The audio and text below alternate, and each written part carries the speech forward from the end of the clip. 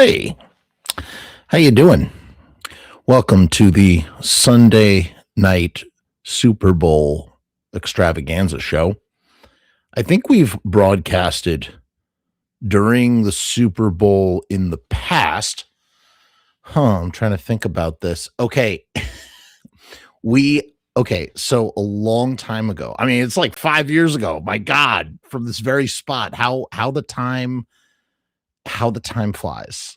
How the time flies. 5 years ago, myself and JW, I don't know if you guys know this guy, JW. He and I, he's a huge Danzig fan. He loves Danzig. He's into Danzig. I had him, we it was kind of a bit, but it was like a legitimate. I gathered so much evidence, not evidence, whatever, like testimony, materials. I really prepped for the show, and I went through just like all this stuff at a granular level about when Danzig got knocked out or punched in the face or whatever in 2004, the whole, the North Side Kings thing. And we did that on the Super Bowl, and I can't believe that was like 5 years ago. And it was a really fun show. It was like one of the marathon 3-hour shows. And we just went like we treated it like it was the Zapruder film. The Zapruder film from JFK, back and to the left, back and to the left. We did that. And we determined, I was arguing heavily that, Danzig didn't get knocked out, and that, it was a massive conspiracy. Danzig got knocked out. Of course he got knocked out. I was just having a goof. A lot of people were like, everybody gets so worked up. And it's only gotten worse in the last 5 years. I feel like everything is so binary. If you're not this, then you're this. If you're not this, then you're this. Like there's just I feel like there's no halfway in between. We have no nuance anymore. Okay. There's no nuance. Everything is this or that, whatever. If you're not a liberal, you're a conservative. If you're not a conservative, you're a liberal. It's crazy. Tonight's beverage is bubbly. It's really refreshing. It's called Strawberry Sunset. And we will get to comments at some point, but I've got some material to work through. So I see people saying hello and whatnot. What did everybody think of the Super Bowl halftime show tonight? I thought it was spectacular. I've never heard of Bad Bunny, never seen Bad Bunny. I thought he did a fantastic job. I mean, they deserve an Emmy for the production design. Like, for real, dude. When you think about, like, that was a halftime show. They had friggin' drone cameras following them through, like, sugar cane crop. It was nuts. All the storefronts they put up, like all the coordinating, the choreography, just remarkable, really remarkable. I was blown away. The music was not my music, not my style, but I appreciated it. I respected it and I appreciated it. I do. Been a couple of good halftime shows, but tonight we have this is the post half game show for you. I was scrolling on Instagram and just recommended for you, Michale Graves made a very angry post, or I don't know, an upset post, a perturbed post about Dr. Chud. You don't see Michale Graves talking about Dr. Chud much, if ever, these days. I mean, I don't know. I don't really check in. It's not like I'm checking in on what Michale Graves is doing all the time. And you most certainly, I don't believe, hear Dr. Chud talk much about Michale Graves. Although after I saw Graves' post, I started to do a little bit more digging just to see what was what. And this is actually a really interesting story. I just want to say a disclaimer that everything that I say here is my interpretation of what they said, and like I'm just reading from what they read and interpreting it. Although I do have, I feel like I do understand some of it. I do understand some things that I don't think are there. Like if you have to read a little bit between the lines, all of that to say that whatever I say on the show is complete conjecture. I conjecture, and that's the way you should always like view anything that I do on the show as conjecture, nothing more than conjecture. And yeah, we're doing it for the halftime. This is our halftime post halftime spectacular. I want to say I've had people ask me about, like, when are you going to talk about the Manny tapes? I am going to talk about the Manny bootlegs that have been released. I do have some interesting information, I think, on them to contribute to the conversation. I've just been very busy, and I've got some really awesome irons in the fire that I want to come to fruition before I do anything else. And I'm just really, really excited about that. We'll see. I'm keeping my fingers crossed that everything goes according to plan. I can tell you that I recently had, if you're a Night of the Living Dead fan, I had Johnny from the original Night of the Living Dead was on my show, and we talked for like 2 hours, man, about like Night of the Living Dead, just like tons. We talked all about George Romero and the guy himself, the actual producer of Night of the Living Dead. I was like, did you know that this band, the Misfits, wrote a song called Night of the Living Dead? And he was like, yeah, I heard of the Misfits. I knew there was a song, but he had never heard the song. So in 40 something years, 45-ish years, this Night of the Living Dead has existed, and the guy who was in Night of the Living Dead had never heard it. And I thought it would be such a fun novelty to actually play for him Night of the Living Dead. So we did that over Zoom, and it's kind of stupid and insignificant, but it's also not. It's like really fun. Eric, thank you so much for the tip, the sticker, whatever this is, the support. He says, glad you're still doing the show. F Michael Graves, dude can't even spell his first name right. Yeah, whatever. I mean, Michael Graves is Michael Graves, man. I mean, what are you gonna do? What are you gonna do, Eric? What are you gonna do?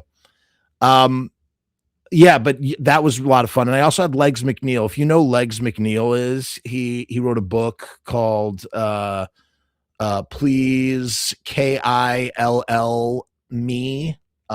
It's a wonderful, one of the best books on punk rock ever. And I had him on the show as well. And these are just both Zoom interviews that I have to process. And yeah, so I'm going to make sure I do that. And before I continue further, I think that we should start the show off the right kind of way, because this is kind of like a classic Evil Live stream, right? So we should do the classic Evil Live stream theme song. Jeff is gonna talk about the Misfits right now. He's a nerd about this stuff, obsessed anyhow. Jeff never shuts his face, always needs to talk. Might be some weight if he went out for a walk. Do you think that he cares? He doesn't care. He's out in Ranch backstage.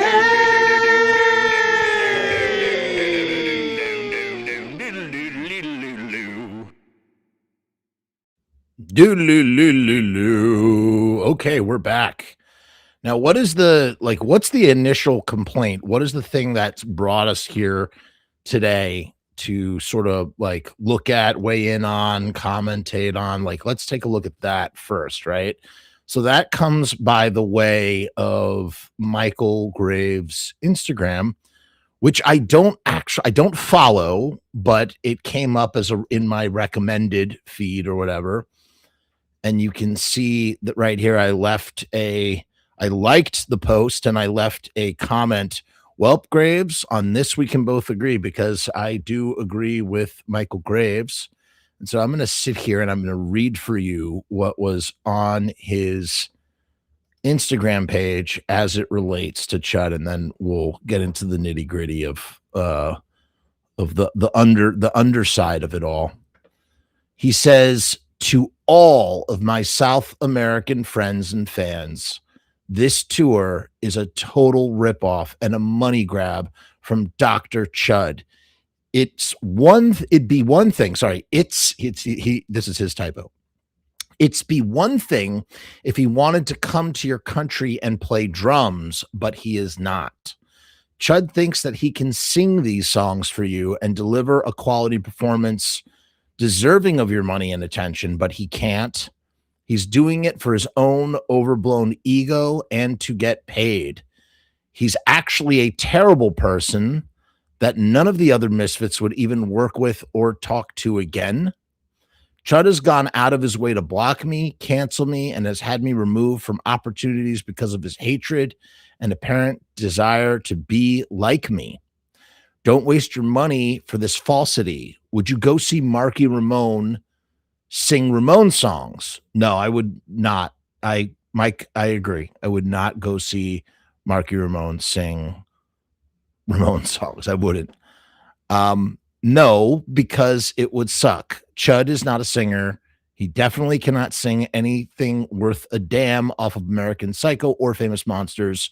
Chud is not a singer. Thief, egotistical, low IQ loser is actually what he is. Don't go. Pass it on.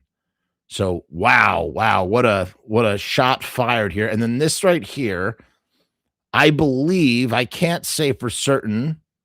Maybe it's not actually. Is this initially I thought that this might have been some sort of AI illustration, but I don't know that to be the case. I think that this is like a weird sort of Photoshop job that maybe Dr. Chud himself has put together. It's not very good.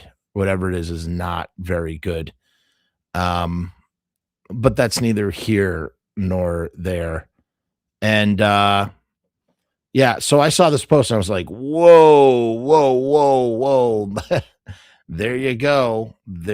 Yes, Eric, that is true.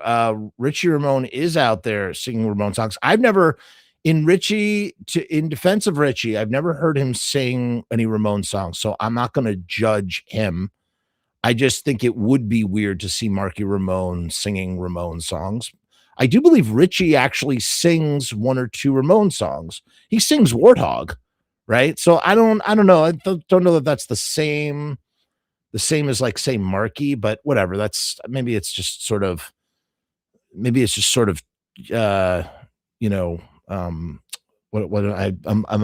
at a loss for a good metaphor saying right now.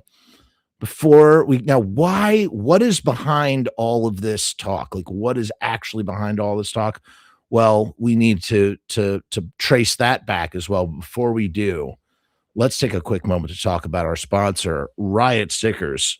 If you need stickers, you go to riotstickers.com and you speak to Sharpie Riot, and you go, we have a link is down in the description. You can get 1,000 stickers for $79. That's the Frumess deal. You go to riotstickers.com/FRUMESS, and you take advantage of this very special deal. You can get stickers that say Dr. Chud sucks printed up. You could get stickers that say Michale Graves suck if you don't like Graves, I don't know. Or you could get stickers that say Michale Graves and Dr. Chud suck if you didn't like either one of them. Or you could get stickers that say I love Dr. Chud and Michale Graves if you love Dr. Chud and Michale Graves. You could do any of all those things when you go to riotstickers.com/Frumess. That's FRUMESS. Link in the description. 1,000 stickers for $79.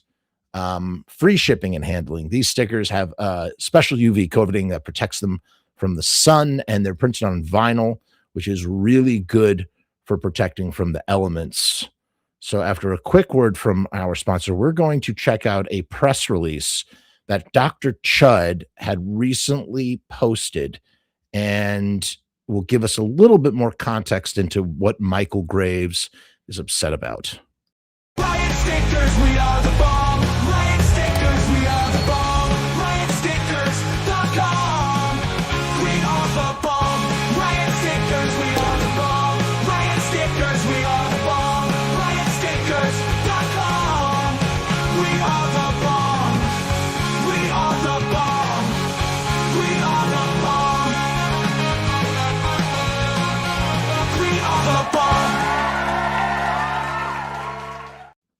We are the bomb, and that is a promise. Okay. All right, we're back here, and we are talking about, this is the Super Bowl post halftime show, and we're talking about the clash of the Clash of the Misfits, Michael Graves versus Dr. Chud. Whoever would have thought? Actually, it's quite easy to imagine if you're familiar with some sort of situation as it relates to all this interplay with the horror punk drama, which seems to be what horror punk is good for these days. Nothing more, just lots of drama. Who knows? Who would have thought? Who would have thought? Okay, so here we have this right here is a press release from Dr. Chud himself. And he says, so there's a picture of Chud, and here is the press release. It says, this was posted 7 hours ago. For immediate release on February 8th, 2026, Dr. Chud's X-Word and Misfits 95 to 2000. There is a lot of buzz about my upcoming South American tour. From where's the buzz? From who? I think it is great. I think it is a great time to reintroduce myself. I am Dr. Chud, drummer, singer, songwriter, guitarist, composer, actor, producer, director, teacher, animal advocate, and carpenter and sex pest. I mean, sorry, just carpenter. Yeah, that's what I meant to say. Dr. Chud's X-Word is my solo project and one of my greatest personal creative achievements. And one of my goals is to bring my music to South America. Another goal has always been to honor the 90s Misfits. I am filled with gratitude to have been part of creating that music for you. Dr. Chud's X-Word is not a cover band. We have never performed. It's interesting that he puts this in here specifically, that he has to say that, or he feels needs to communicate this. Dr. Chud's X-Word is not a cover band. We have never performed a song that I didn't write. If we did, so he just said we never have, but he says if we did, meaning, so what you're really trying to say is rarely have we performed a song that I didn't write, because clearly you have. So he says if we did, it was an exception, usually done as a tribute to someone who has passed. Without posting the set list for this tour, we will be performing 18 songs that I wrote. Okay, so if you do the math, that means it's going to be the songs that he has on the X-Word album, most likely, as well as the songs, the Garbage Pail Kids songs, maybe, and then songs from American Psycho and Famous Monsters that where he was the primary writer or the entire writer on, right? He says 3 additional songs will honor the dead and 5 more will feature me on drums. So that's interesting.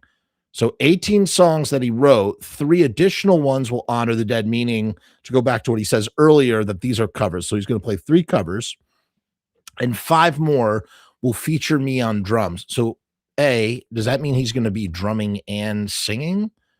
Or is that mean that he is going to be drumming and have somebody else sing, and who would be the singer?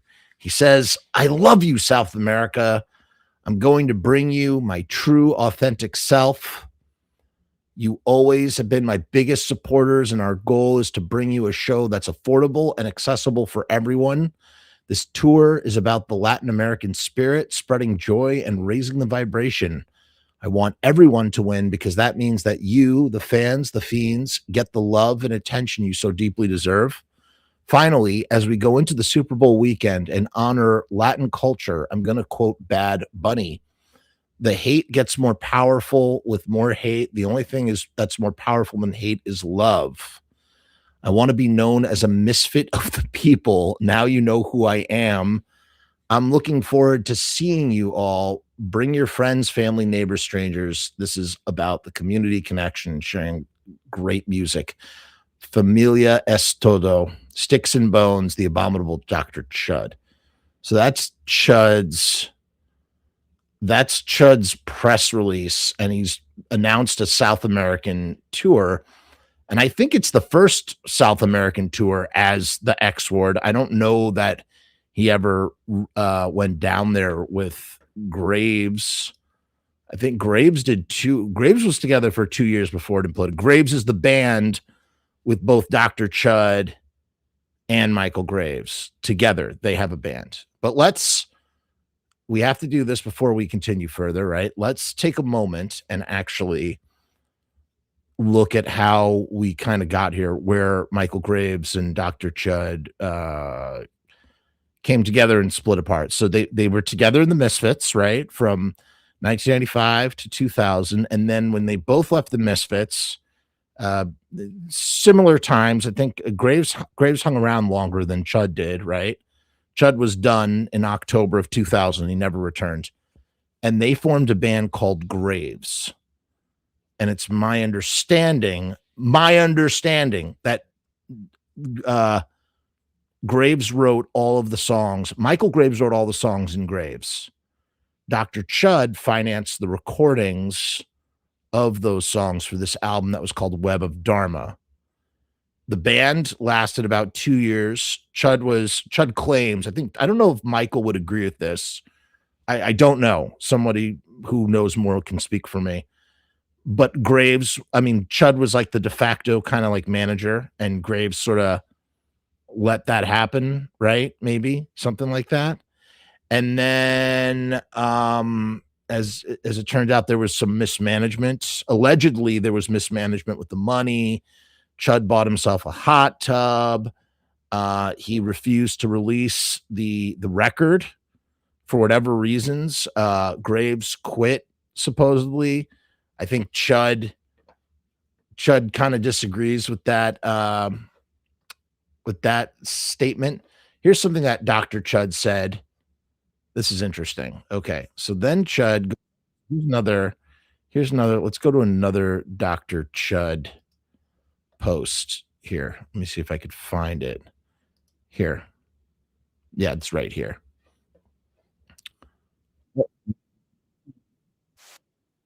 Don't want that. Don't want to do that. Here, we'll just go to his. Okay, so this is the Chud page. He said he posted this yesterday at 1:38 p.m. I'm sure he didn't time that out. He says, I see the world much differently than 85% of the people on this planet. It's not an easy thing to live with, but I struggle and barrel through. That's quite a thing to say. He says, here's a song off my 2004 solo record that I absolutely love. It's probably not everybody's favorite, but it's one of mine. It's about the art that keeps us humans creating. It's why we are here on this planet, to create, to love, and experience. Very kumbaya, Chud. He said, in this life, in this human body, heavy metal is a gorgeous magazine that started up in my favorite year of all time, 1977. It features amazing artists combined with science fiction and fantasy. They also came out with 2 movies. That's what the song is about, not heavy metal music. I wrote this song while writing the Misfits' Famous Monster album. That makes sense. So Heavy Metal 2000 came out right around that time. So he was in, that's interesting. That's where that song comes from. I wrote that song while writing the Misfits' Famous Monsters album. We rehearsed it often, but ultimately it wasn't chosen to be on the album. A few years later, I formed Graves with Tom Logan and Left Hand Graham and Mike. I love how Mike comes last in that sort of sentiment. It's like, dude, I'm pretty sure that like you and the other Misfits guy were the draw there. But this is like Dr. Chud sort of rewriting his history a little bit, maybe, I don't know, or trying to, through the lens, the rose-colored lens of Dr. Chud. He says, I played drums. He says, sorry. He says, I formed Graves with Tom Logan and Left Hand Graham and Mike. And after Mike abruptly left, I decided to record the song with the remaining band. I could have continued the band, but I decided to put a headstone on the grave and move on. I think it would be kind of weird for you to continue a band called Graves without Michael Graves in it. He says that I'm still good friends with Graham and Tom. I love my guitar parts. I wrote and my vocal parts. I play the drums besides the vocals on the track. I want to thank Tom Logan and Left Hand Graham for absolutely nailing my vision for this song. Thank you guys. Give it a listen and keep the art alive. I've heard Chud talk about how his X Word album is selling so well, and I just don't believe that, man. I don't. I think it's kind of I feel like he overcompensates, when he says things like that.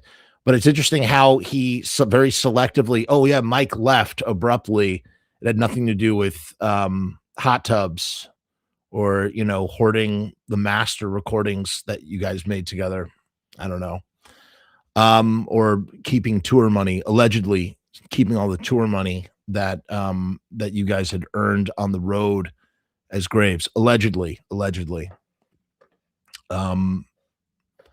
So yeah, so why do I say all that? Let's go back to this. So as I said, they formed a band, Graves didn't work out.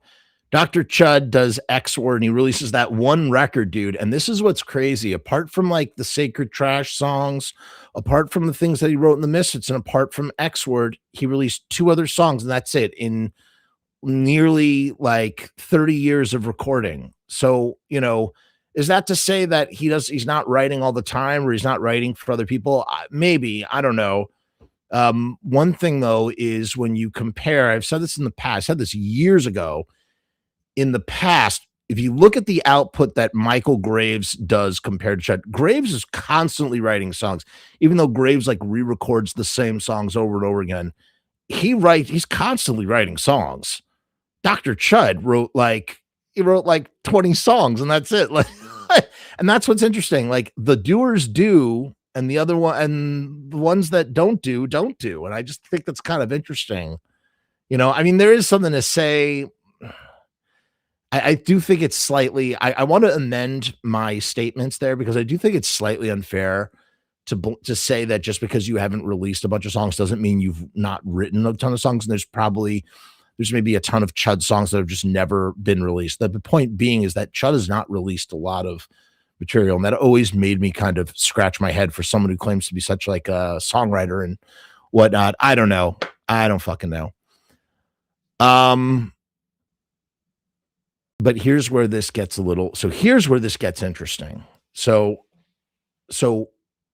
Chud joins Doyle for Gorgeous Frankenstein. They do Gorgeous Frankenstein, and eventually Gorgeous Frankenstein dissolves when Doyle breaks up with Gorgeous George. And then he decides, I'm going to call the band Doyle. That makes more sense. I personally think that something that was heavily influencing that idea at the time is the fact that he was doing a lot of shows as Danzig and Doyle, and it made a lot of sense from a marketing standpoint to just call his band Doyle. It makes the most sense, in the same way that Danzig calls his band Danzig. It's just easier. It doesn't, and mind you, he had that breakup with George, who owned half of Gorgeous Frankenstein. So it makes sense. The Gorgeous Frankenstein is a good band name. That's not a bad band name. It was an interesting sort of idea to call it Gorgeous Frankenstein. But to simplify it and just call it Doyle also kind of makes sense. And when you get that logo in there looking the way that it does, you kind of go, oh yeah, this totally, I get it. I get the whole vibe. So Chud joins that. Chud has a falling out. Now, I witnessed this. I personally witnessed this. I've talked about this before in the show. I have to do it again as a, refresher, primer, or whatever. I was there 3 days after Chud quit Doyle. I was with Sal B and Doyle because we were doing the rock and roll cooking show in Queens at the Blackthorn. It's also the last time I saw Jason Trioxin alive as well. He was drumming for the opening band. And that was right before I had a falling out with him. But yeah, it was a strange night. And Sal and Doyle were sitting on the couch just talking about how Chud had really fucked over Doyle. And it's not the first time that Chud had pulled something like this, because he used to do it with Blitzkid too, where he would kind of he holds the tour. Allegedly, he would hold the tour hostage. If his day rate wasn't increased, then he wouldn't drum on the tour. And with Blitzkid was all set to go to, where were they set to go? They were set to go to, maybe it was Europe, and they got their old drummer back. To fill in for Chud, and then at the last minute, Chud came back. and the other drummer, he had already like given notice on his work to like take off to go on the tour. And they were like, actually, Chud is going to be the fucking drummer. Could you imagine that? Could you imagine taking off? That's so fucked. Whatever. That's neither here nor there. The point is that the point is that Chud liked to make people sweat, and Doyle called his bluff on that. Doyle called his bluff because he tried to do it to Doyle. He didn't like that he was making 600 a week, but they were something like that. They were all making 600 a week.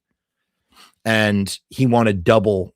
He wanted double or something, allegedly wanted double. And he wasn't going to get double. And so he pieced out. And then they got Tiny, who was the drummer for TSOL. He came and he filled in on incredibly short notice. And then they eventually replaced Tiny with what's his face? Brendan Pelsborn or whatever, who's a beast of a drummer, far better than anything that they had. Really, really, that's not true. Tiny is a great drummer, and Chud's a good drummer too. I mean, I wouldn't take that away from him. But Brendan's a real solid drummer. And there was this whole thing with the drum, with the cymbals, the cymbal recordings for the first Doyle record. They had to redo them all because Chud had fucked things up in some way, shape, or form, allegedly. And so, and then Chud, I mean, I know that Chud has done a small slew of X-Word shows. Where's this all building to? I promise you this is building to something important if you just stick with me, because I feel bad that I've told this story before somewhere in my archive of talking. I know I've talked about this very thing. And you know, Chud did some shows here and did some shows there, and he worked with some bands here and some bands there as a guest drummer, but no second X-Word record, even though all the way back in 2012, when I had done Rock and Roll Cooking with Chud and I had collaborated on this Rock and Roll Cooking thing. And if you want to know my full history with Chud, you need to listen to my Chud episode from 5 or 6 years ago.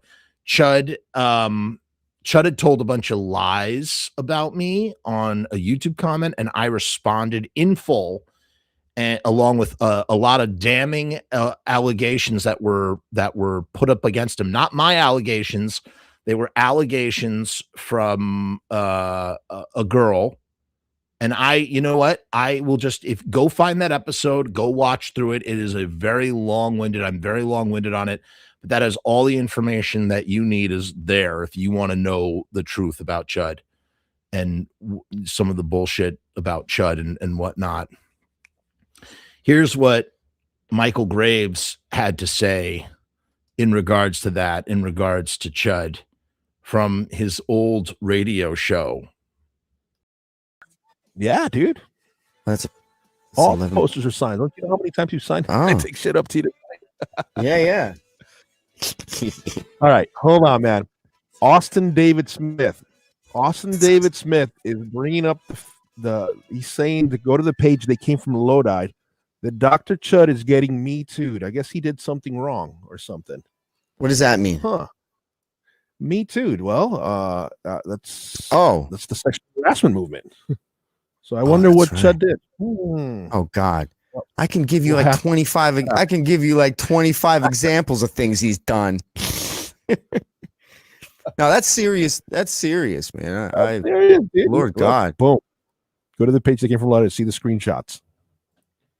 Where you, Austin, you got to tell us. Give us the gossip. I guess there's a page on Facebook called "They Came from Lodi." Oh, all right. So we'll have to check that out. It's a Facebook page. Okay. They Came from Lodi. I'll have to look at that. I have never seen it.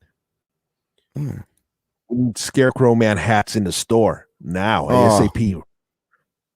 That's a good idea. All right, so check it out as well. True story. Chud blocked me for being Michael and Loki's bro.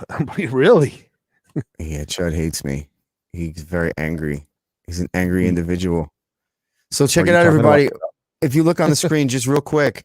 So, okay, so that's what That's what Michael Graves has had to say in the past. Someone was asking which episodes. This was an episode that I had done about Chud from a long time ago. I'm putting it in the comments, and I'll put it in the description and stuff. And that really kind of sums up my experience with Chud.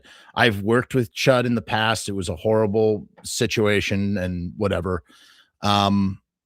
But yeah, you could see it right there in the comments. And yeah, somebody a long time ago, someone was like, "Yeah, Graves was talking about your Facebook page on on YouTube," and so and I held on to that clip for a very long time, and I guess I finally had a reason to play it for somebody somehow, some way. Right now, there you go, there it is. So that's what Graves himself has said. Graves says he knows however many he said instances of Chud's sort of Chud allegations. Mike, if you know all those things, why don't you friggin' say something? Why don't you air it out, man? Why are you keeping it so under hat and key? If you know, then you know. So why does Michael Graves hate that Dr. Chud is doing this? Well, what was Michael Graves doing after Graves, after he left Graves? He went and he started a band with some guys called Gotham Road. Loki, we've had Loki on the show, and of course, you remember JV, and we had him on the show. And we never had Paul on the show. Paul's a sweet guy, nice guy. Paul Klein, Paul Lifeless, as he's known. And it's funny because all those guys were the Mr. Monster guys. They all formed a band called Gotham Road, and then they went out and they did a Gotham Road thing for like 2 years. And then that kind of, I don't know remember what the specifics were, but that morphed into Michael Graves solo, and Jason Trioxin came in on guitar. Loki exited. And then Loki exited, and Michael it was JV on bass, and it was sorry, I'm having a brain fart. Jason Trioxin on guitar, and then Michael released some solo records, and then that whole band kind of imploded. And then I sort of crossed paths with Michael Graves. I was gonna, through Bobby Bloodfeast, I was gonna do a live DVD for him that didn't come to fruition. And he was doing the acoustic thing at the time. And then he got involved with this guy who was kind of like a benefactor, but wasn't really a benefactor. He just got really into kickstarting things. And so Graves started writing tons of material. And I don't know. I listened to some of it. I didn't think it was very good. I do think that song that he made, Teenage Monster, Where the Sky Ends, is a good song. All These Hallways. Graves had some good solo songs, but the songs he was doing through these Kickstarters were not great. They were not, I didn't think they were all that. But something happened. He reconnected with Loki, and then eventually reconnected with JV, and together they put together a well-oiled touring machine. And these guys were going out, and then they got eventually they connected with what's his face, Goolsby. They connected with Goolsby, and then Nimvind, and slowly but surely Graves turned into this massive touring juggernaut. He's doing like 6 months out of the year, maybe like 3 months here and 3 months there, right? Like fall. I think he's doing fall and spring tours, something like that. He is doing an incredible amount of dates. They are touring the world. They're making 6 figures income. He's got his radio show. And then all of that collapses when Graves once again really leans into his politics and comes out as a Proud Boy, and that just really destroyed his career. And we've talked about that endlessly. We're always shitting on Michael Graves for that. I'm kind of over it now. I mean, it is what it is. He made his choice, did his thing. It was a goofy thing to do, but he did it. And now he's like struggled, man. He has that. It's important to bring that up because he has struggled so deeply since then in a variety of ways. You know, his shows are always getting canceled by the promoters because people just do not want Graves playing in their town. They're afraid of what element he represents and what elements he attracts. And you know, frankly, they're right to, because Graves has some really, like, in my opinion, he has a lot of politics that are really shitty politics, that are not good politics. And he demonstrated that to me when I came onto his show, and you could go watch that clip too. I feel like this is the greatest hits on the Frumess channel of all the from the past. I mean, went through all that, right? And but it really destroyed his business and everybody that he had. And you know, I he made those decisions, and in fact, he alienated all the people that were around him, that were literally propping him up and helping him to do the coolest thing ever, to make a decent living being an artist. And Michael Graves had a family to feed, you know. Um, he had wife and kids, and young kids too. Some of his kids are young, right? Like, you know, and he fucked it all up, man, because he just couldn't keep his mouth shut about his politics. And, you know, I mean, and then look, the flip side of that is, I mean, look at fucking Danzig, right? We did the whole fucking, we looked at the, we talked about the Black Sun and whatnot. I mean, my God, it's all there. Everything's fucked, dude. It's all fucked. No one's an angel. They're all fucking stupid. They're all stupid.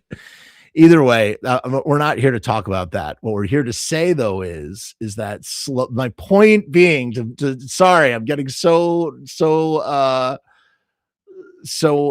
distracted. The point is that Graves destroyed his ability to earn a living as a musician. And then just recently, I mean, I don't know how well he does, but he seems to have fallen into some sort of stability. Maybe he goes to South America and he plays for South American audiences, because the reality is, and I've noticed this myself, and I don't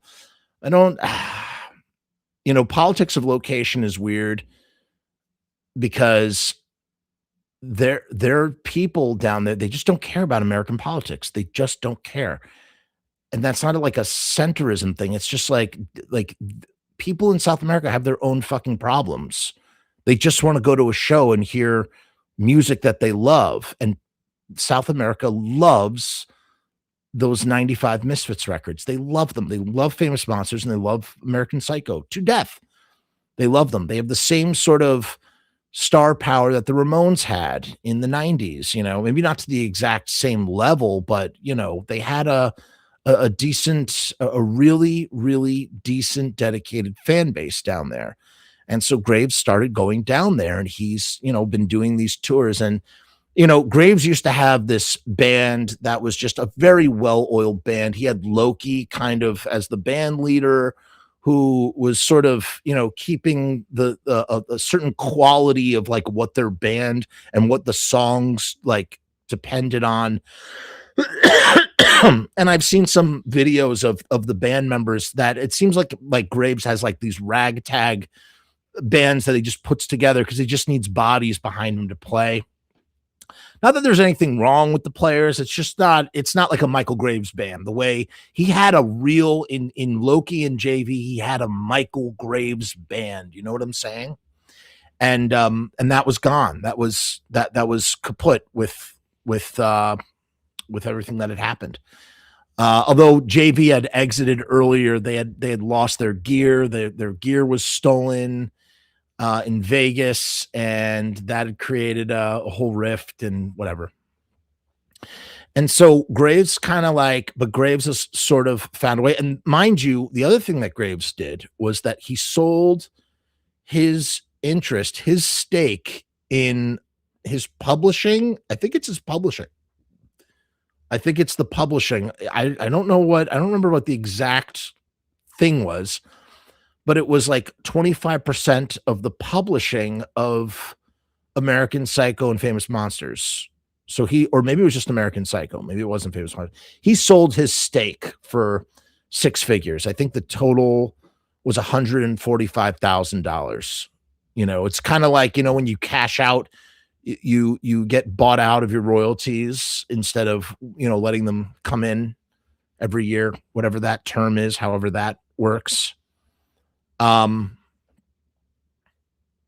so he's not making revenue, though. Not that I'm not sure what kind of meaningful revenue they're making in the first place from those songs.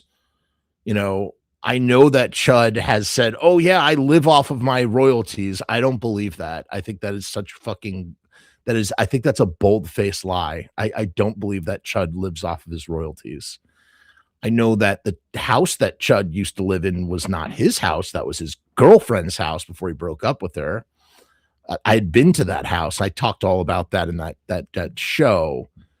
So I don't know, man. I know that Chud is recently married. It's kind of funny to see all the people. Whatever. That's another story.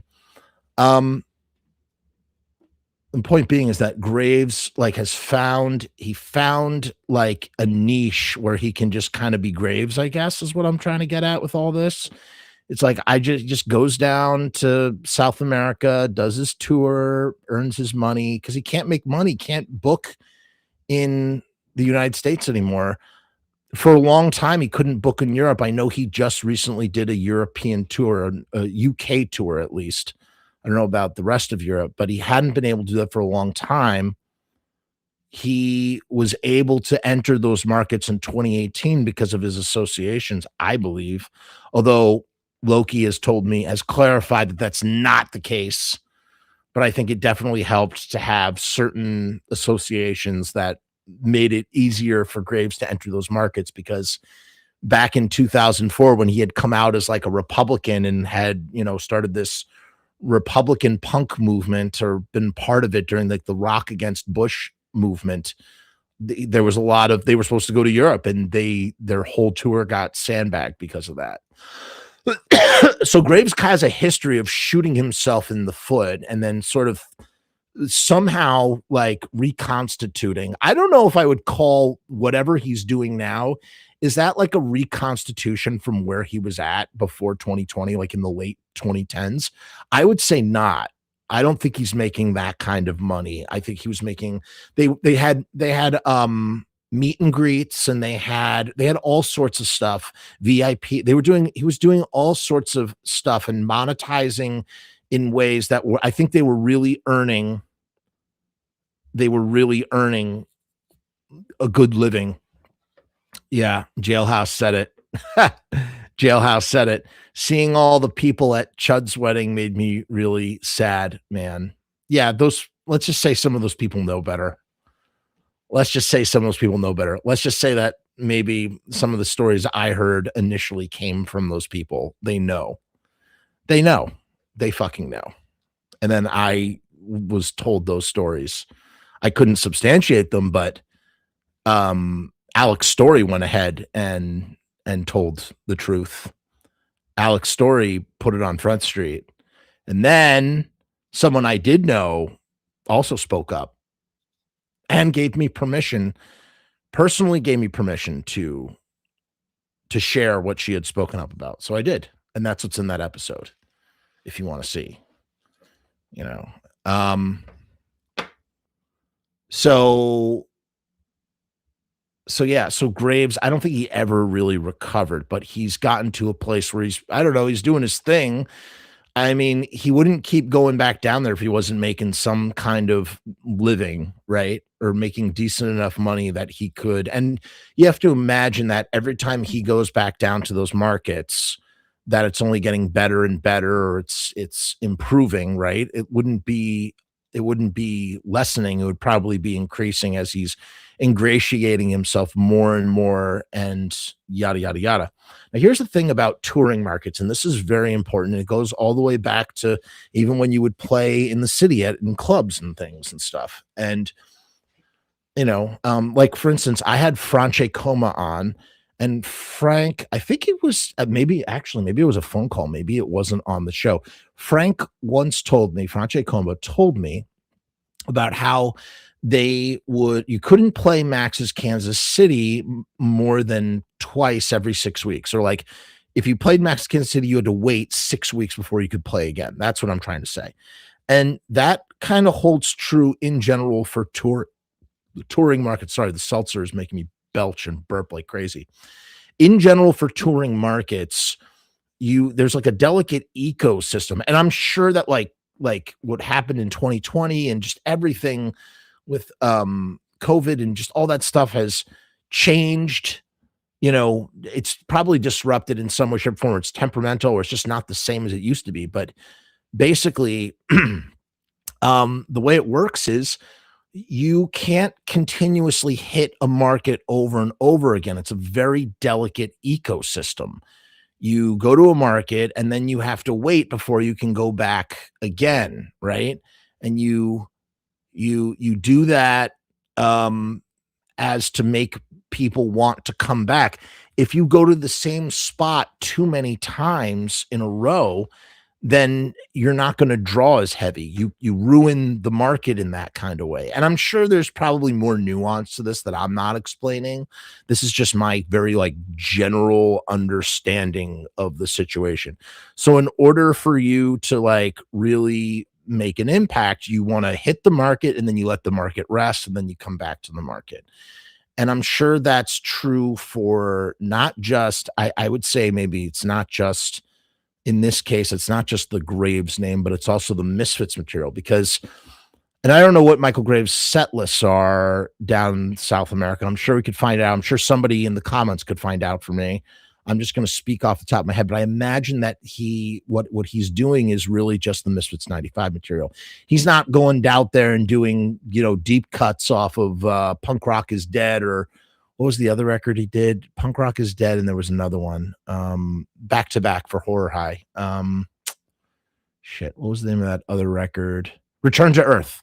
He's not doing like at least I imagine that he's contracted. He's got to play American Psycho and Famous Monsters, and then maybe he's throwing in a couple of his solo hits in there as well.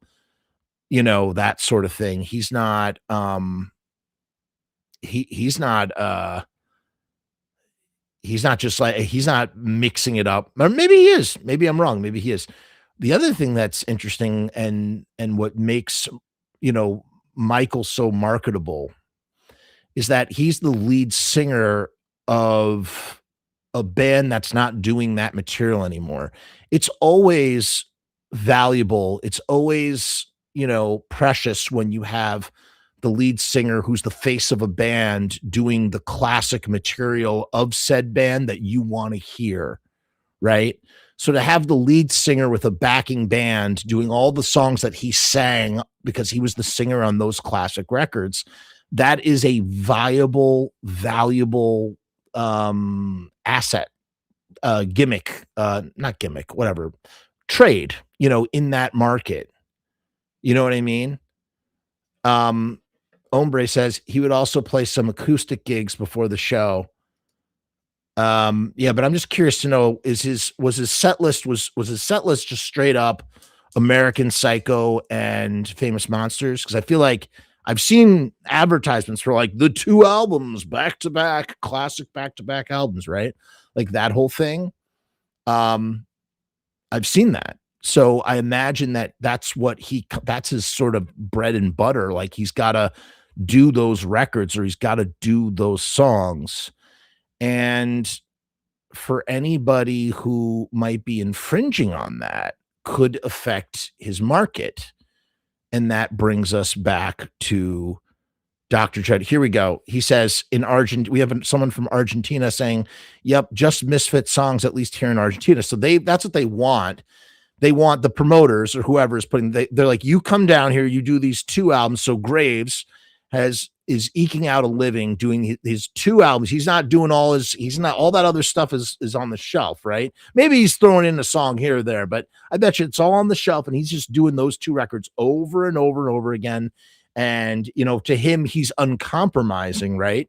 Like, oh yeah, I'm uncompromising. I'm still out here. I haven't given up despite everybody trying to cancel me because I'm a victim and blah, blah, blah. I'm still out here doing it and I'm making it happen. But the reality is that he's just doing those 2 records, which he fucking helped to write. He created the fucking records. The point is that people want 95 Misfits stuff. They don't want his solo shit. And that's what kind of sucks, I think, for Graves a little bit. It's like you can't be the uncompromising artists or solo artists that maybe you would want to be. You know, you got to do these records. Now, here is where things get kind of interesting. And before I tell you about them, I'm going to play the trailer to my documentary because I'm really thirsty and I need another seltzer. So you can watch my documentary. It's free. It's about making movies on a micro budget level. Check this out. Who am I? I am nobody. I'm just a guy who is a big fan of the Misfits. And I also am a filmmaker. I have, in a month, a fucking huge shoot coming up. One of the biggest of my life. I was scared to do it again because the first time I made a movie, it almost didn't come together. What's so funny? It's just your grandson feeding you baby food. If I didn't complete this feature film, it would have been the end of the world for me. You got the shot. Pain is temporary, film is forever. The process on one hand feels this impossible mountain to climb. Is this my great downfall? And you kind of gulp and you go, okay, well, time to climb the next mountain. And that's kind of like what life is. We'll take it a shooting day at a time. We're going to get magic. It's gonna be like fucking Magic Johnson. Leave. Get out. Ah! The anxiety is unpleasant and uncomfortable. The fear is a very healthy one. Growing. This tastes like sand, fucking mud. No, when in doubt, when you don't know what you're doing, just make everything blue. You need this humility to be like, maybe you can't do this. Or red. Which leads me to go, well, I'm gonna try my goddamn best to. Or a combination thereof. Just go Suspiria. Wouldn't be a micro-budget independent film without a hallucination scene, right? You also throw up some nice chunky chunks. You got no problem eating oatmeal? Oh, shit! Oh, man, I'm sorry! You look like fucking Ash. After today, what percentage would you say we're at? We don't have enough action scenes. I think we're at about half. This is supposed to be the finale of the film. Yeah, might be right. We might have half of the movie. There's nothing to talk about until there's a movie in the can. This is your Frank Booth gun. Shove, shove, shove, punch, punch, punch. There's a scene waiting to be revealed within the footage. Take down with the headlock. Like a block of marble waiting to become a sculpture. And then no, don't do it or whatever, and then... And I'm spent! I'm in uncharted territory right here. I don't even know what we're doing. A fork in the road. Isn't this what happened to Dante when he encountered Virgil? Like, I kind of know. I have an idea. I feel like a failure. I was not expecting to be where I am at 35. I've never been so broke in my life. I'm feeling a lot of self-pity. This thing could be taken from me at any moment. And yet, for some reason, I'm happy. You only fail if you give up. Tonight, we dined in hell. This journey is one of the most profound lessons of my life. Yeah, baby. Kuyashi Gonzo. That's my movie. Go, you can watch that for free right on the YouTube channel. It's on a bunch of places. So Graves this is his deal. He's stuck. Now let's go back and read this again. Well, before we do, let me tell you why I think Graves is so pissed off that Chud is now touring as well. There's a little piece of information here that I do know that maybe some of you probably know as well, that really needs to be acknowledged before we read this over again. And it's this, that when Michael Graves was, I think, at his height of touring prowess in the late 2010s, and maybe even a little bit after that, maybe after he had announced that he was a Proud Boy and yada, yada, yada, and was really starting to hurt for money and sort of hard up for gigs, he had approached Dr. Chud multiple times about teaming up to do American Psycho and Famous Monsters in South America, as well as I think in America, so that they were going to Michael Graves wanted to team up with Chud after they had had all this bad blood previously in Graves and whatnot, that they would go back out and basically be the other half of the 95 Misfits and just play those two albums. And the money the guarantees that would have come in from that would have been huge, much bigger than whatever Mike is commanding, even as the solo singer. And here's what's interesting. I'm sure that whatever Mike is getting in guarantees as the singer for those Misfit songs, I don't think that Chud, even if Chud is singing the songs, and nobody is going to pay the kind of money to see Chud drumming on those Misfit songs, Chud would have to sing them, right? And I think that's what Graves is upset about, because like, and Chud in X Word is the singer. He's a singer, and is he able to sing? I mean, I don't know. I mean, yeah, he can. I don't think Chud can't sing. He can sing, like he does sing. I wouldn't say that he's not a singer, but the real value of the truest value, the highest value of those records is that you have the original drummer doing the drum parts and you have the singer singing in a band together, and they go out and do American Psycho and Famous Monsters. And that is a package that they could probably take all over the world, and they would be making so much money doing it. I mean, they would be jet setting around the world, like giving people these songs that they would want to hear. And so Graves approached Chud, and Chud would not even fucking respond. Chud was like, fuck you. I don't know if Chud ever initially responded, but it's my understanding, allegedly, he never even responded. He didn't want anything to do. And part of that had to do with Graves' politics. But it's kind of funny because how does a guy like Chud, who has been accused of all sorts of sexual assault in the past, he has been accused for sexual assault against underage women, particularly as a 46-year-old man sexually assaulting a girl who's under the age of 18. I believe she was 16 years old at Ghouls Night Out X in 2012, which I was there for, not seeing that happen. I mean, I was at that event. I did not see that go down. I do remember how loaded Chud was. You know what I'm saying? So I think it's kind of funny that Chud is like, fuck you for being a Proud Boy. I would never want to play these songs with you. And Mike is like, but Mike at the same time, Mike would have been happy to have taken Chud out onto the road and done these records, knowing about Chud's past. And as I just said, here, please allow me to play. Let me play it for you one more time. Yeah, dude. That's all 11. Posters are signed. Don't you know how many times you signed? Oh. I take shit up to you. Yeah. All right, hold on, man. Austin David Smith. Austin David Smith is bringing up he's saying to go to the page they came from Lodi. That Dr. Chud is getting Me Too'd. I guess he did something wrong or something. What does that mean? Huh. Me Too'd. Well, that's the sexual harassment movement. So I wonder what Chud did. Oh God. I can give you like 25. I can give you like 25 examples of things he's done. No, that's serious. That's serious, man. Serious, Lord God. Boom.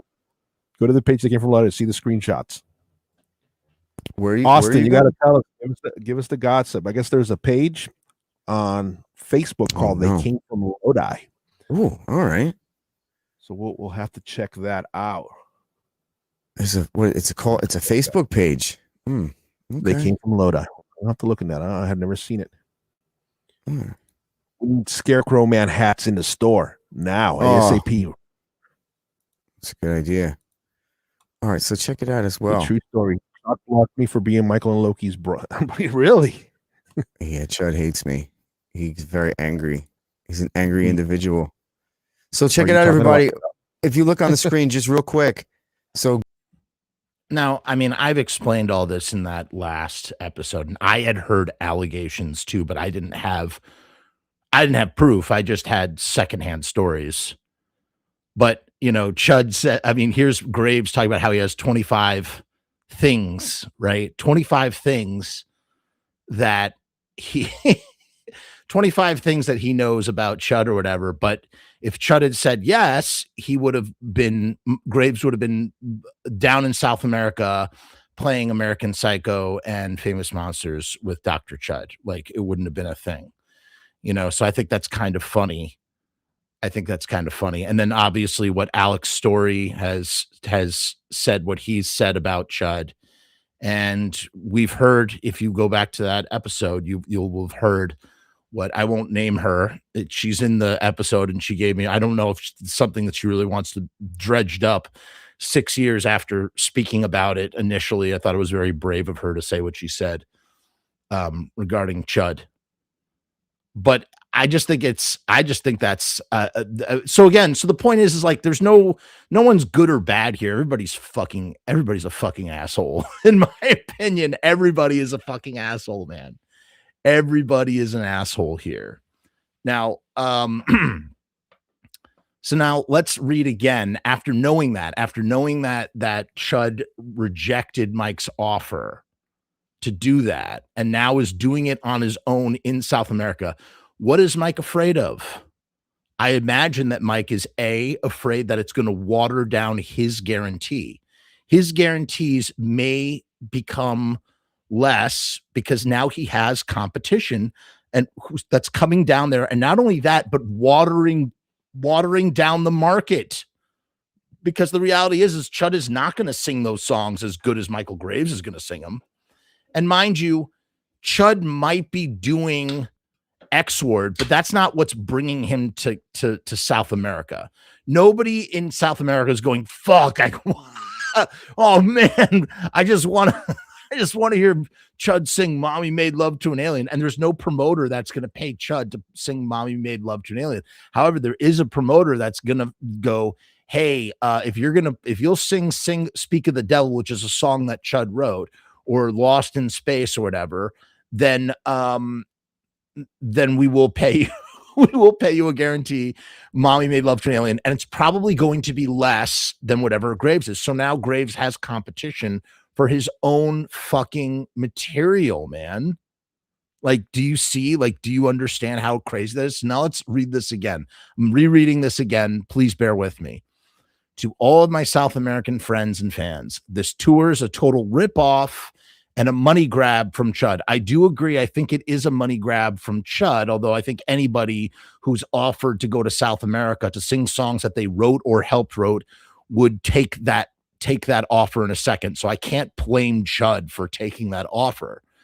As for it being a total ripoff in Michael Graves' eyes, it probably is, because Michael Graves is the better draw. If you're going to give me the option to see Michael Graves or Dr. Chud doing Famous Monsters and American Psycho, hands down, I'm going to go with Michael Graves 100 out of 100 times. It's just not even a without hesitation.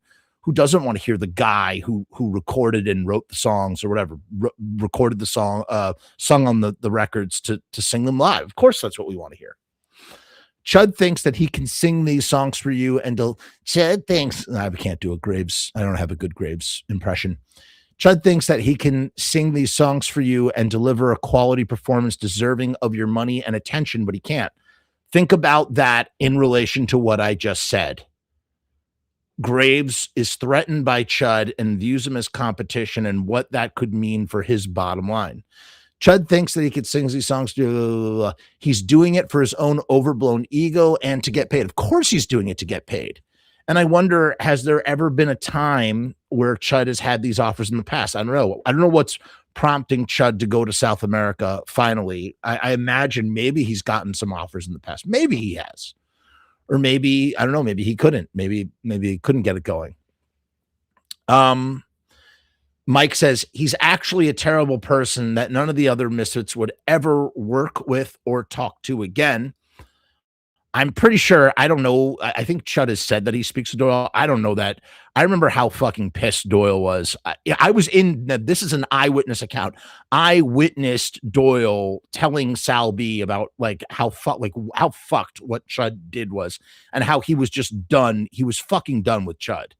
You know what I mean? Have they talked since 2014? Maybe, I don't know. I mean, it's quite possible. So, as for Michael saying that he's a terrible person, it's like, oh, now you think he's a terrible person.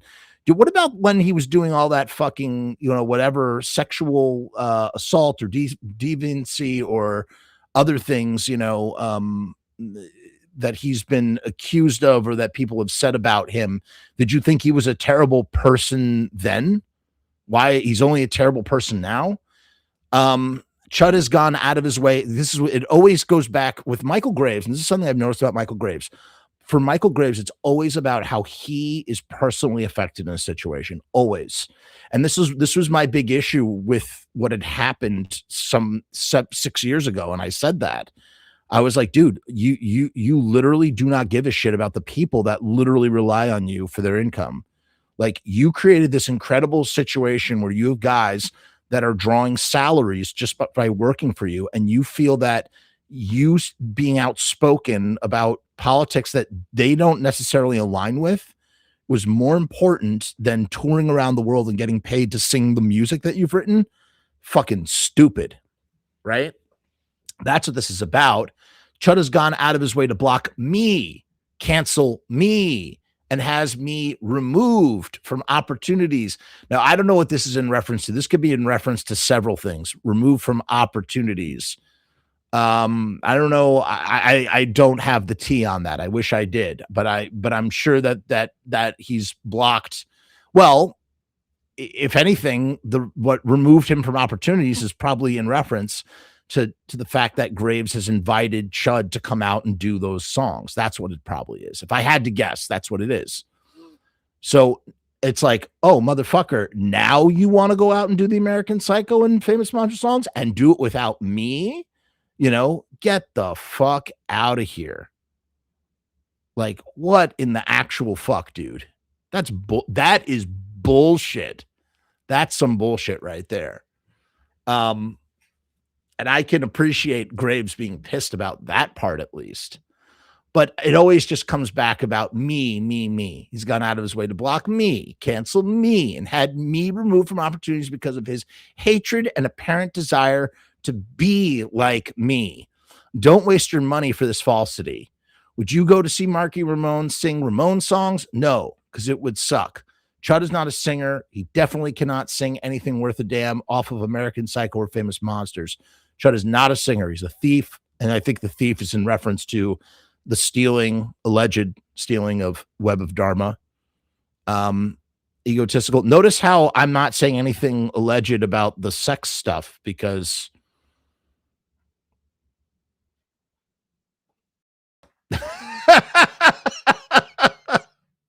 well, I mean, yeah, man. He definitely cannot sing anything worth the damn off of American Psycho or Famous Monsters. Chud is not a singer, thief, egotistical, low IQ loser is actually what he is. Don't go, pass it on. So Graves does not want anybody to go. Now, let me see if I can find it here. No,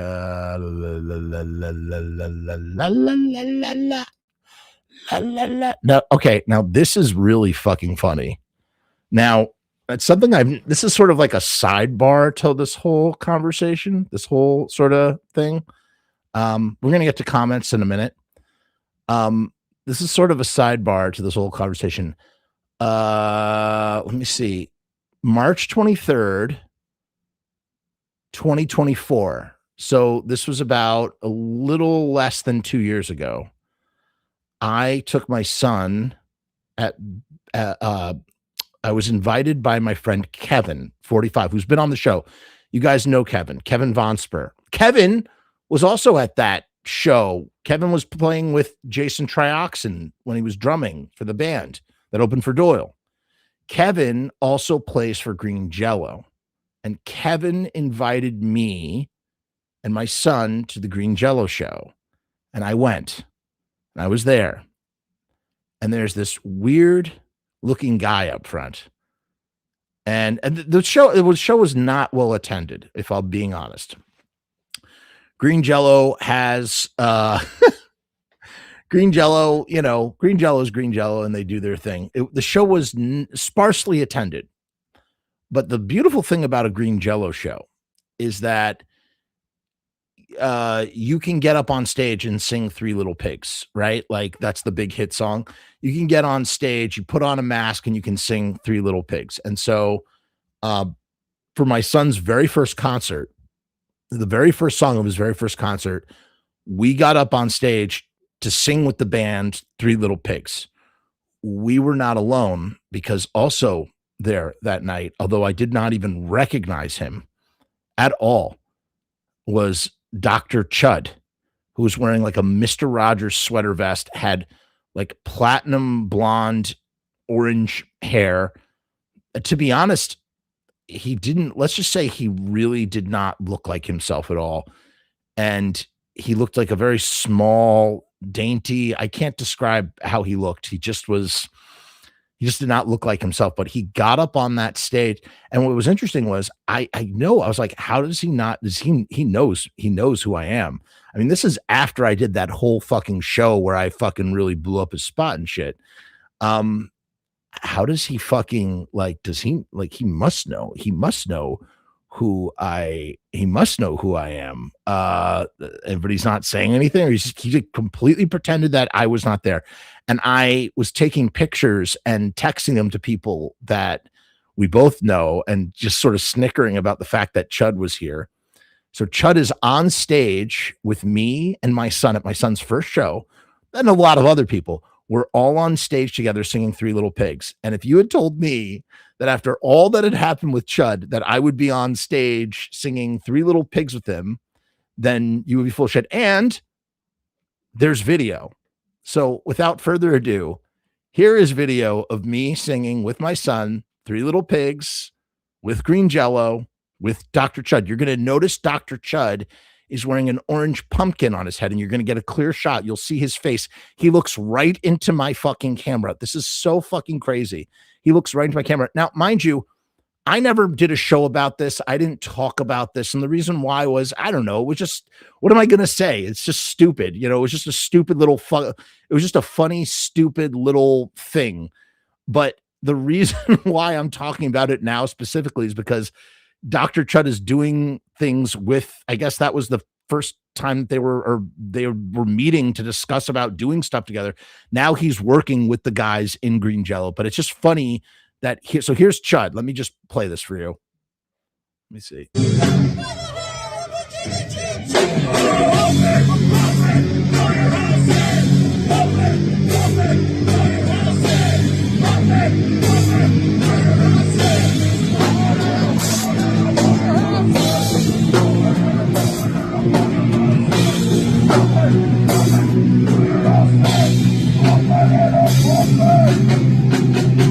That's Kevin.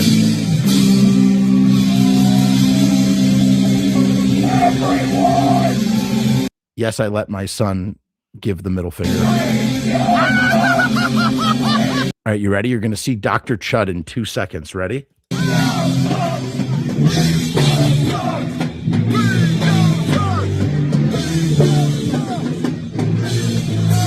That's Bill. There's Chud. There's the pumpkin. See there? That's the pumpkin, right? There's Chud. Look, he's looking right at my camera. I didn't even realize this when I was filming. Look. Look, see? You see him? Ah. Is that fucking hilarious or what? Oh, fucking Chud was there. And what was interesting too, so later on, we were all like holding hands in a circle. We're all holding hands in the circle. Chud comes to hold the hand of my son, not like voluntarily. It was like they had just ended up next to each other. And I pulled my son. I was like, oh my God, you are not holding fucking Chud's hand. Like, you know, like stay away from my son. I didn't say anything to Chud. I didn't say one word to Chud. See, there's Kevin. I didn't say one word to Chud that whole night, but it's just funny that there. And I think at this point I knew that was Chud. Maybe I didn't. Maybe because this was the first song. Maybe I hadn't recognized him yet. So for him to be in my cell phone, that was so strange. There he is. Look at him. Look at Chud. Look, see? That's fucking Dr. Chud. I didn't recognize him at all. I have more. Because like I said, I took photos of him because it was just snickering. I was snickering with people. I just thought it was funny that he was there. You can't make this shit up, man. You literally cannot make this shit up.